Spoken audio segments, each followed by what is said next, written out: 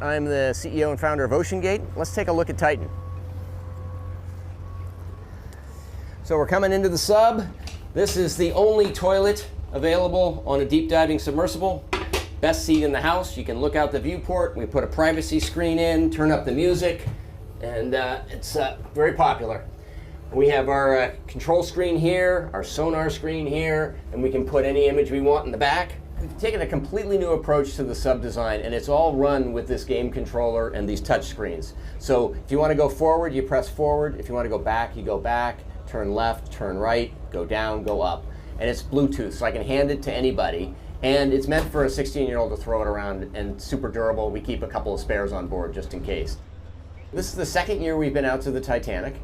We went out in 5 8-day missions.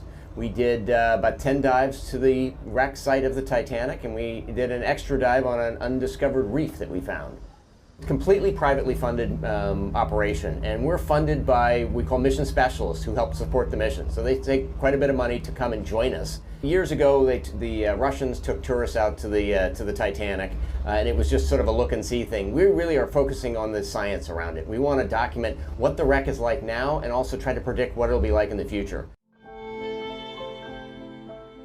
It's continuing to decay, and it seems to be accelerating. It's being eaten by a bacteria, so it's literally being eaten by the ocean. It's not rusting away. So these things that are called rusticles are actually the byproduct of a bacteria that eats the iron.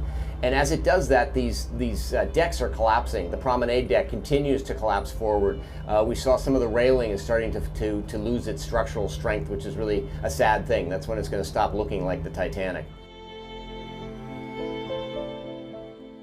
The interest in the Titanic is the reason we go there, because people are willing to fund this kind of exploration and science, and that gives a completely different research component that almost nowhere else in the deep ocean can you get funding to go back every year for decades and see how coral reefs develop, and see how metals decay, and see how currents change. I mean, that just, you can't justify that. No government will pay for that. Nobody wants to go back to just some old reef, but people do want to go back to the Titanic, and that's why we go, is because people want to go.